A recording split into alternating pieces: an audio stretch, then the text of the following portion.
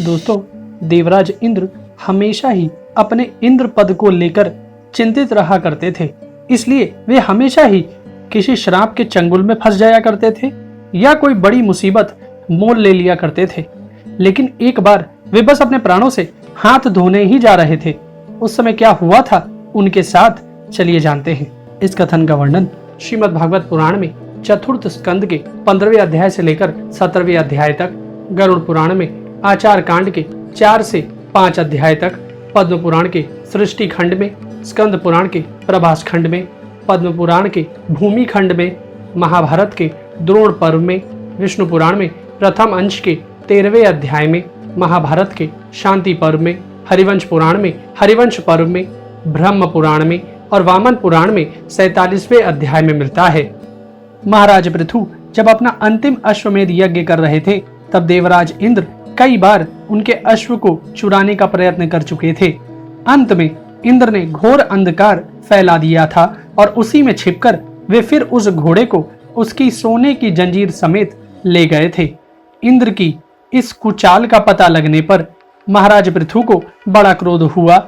उन्होंने अपना धनुष उठाकर उस पर बाण चढ़ाया।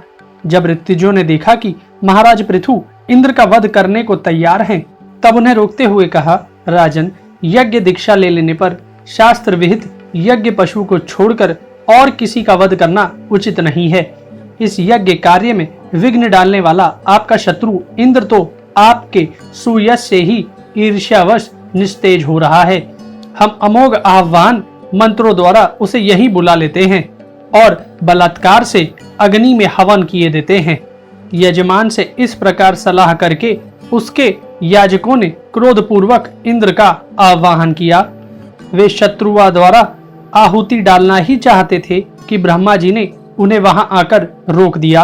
वे बोले, याजकों, तुम्हें इंद्र का वध नहीं करना चाहिए। यह यज्ञ संज्ञक इंद्र तो भगवान की ही मूर्ति है।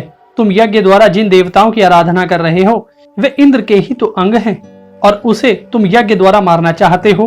पृथु के इस यज्ञ अनुष्ठान में विघ्न डालने के लिए इंद्र ने जो पाखंड फैलाया है वह धर्म का उच्छेदन करने वाला है। इस बात पर तुम ध्यान दो। अब उससे अधिक विरोध मत करो, नहीं तो वह और भी पाखंड मार्गों का प्रचार करेगा। अच्छा, महाराज पृथु के 99 ही यज्ञ रहने दो। उसके बाद राजर्षि पृथु से कहा, राजन, आप तो मोक्ष धर्म को जानने वाले हैं, अतः अब आपको इन यज्ञ अनुष्ठानों की आवश्यकता नहीं है। आपका मंगल हो। आप और इंद्र दोनों ही पवित्र कीर्ति भगवान श्री हरि के शरीर हैं, इसलिए अपने ही स्वरूप भूत इंद्र के प्रति आपको क्रोध नहीं करना चाहिए। आपका यह यज्ञ निर्विघ्न समाप्त नहीं हुआ, इसलिए आप चिंता ना करें। हमारी बात आप आदर पूर्वक स्वीकार कीजिए। देखिए, जो मनुष्य विधाता के बिगाड़े हुए काम को बनाने का विचार करता है, उसका मन अत्यंत क्रोध में भरकर भयंकर मोह में फंस जाता है। बस इस यज्ञ को बंद कीजिए। इसी के कारण इंद्र के चलाए हुए पाखंडों से धर्म का नाश हो रहा है, क्योंकि देवताओं में बड़ा दुराग्रह होता है।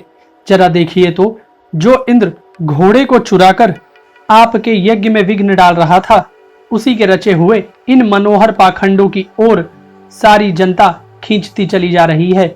आप साक्षात विष्णु के अंश हैं। वेन के दुराचार से धर्म लुप्त हो रहा था।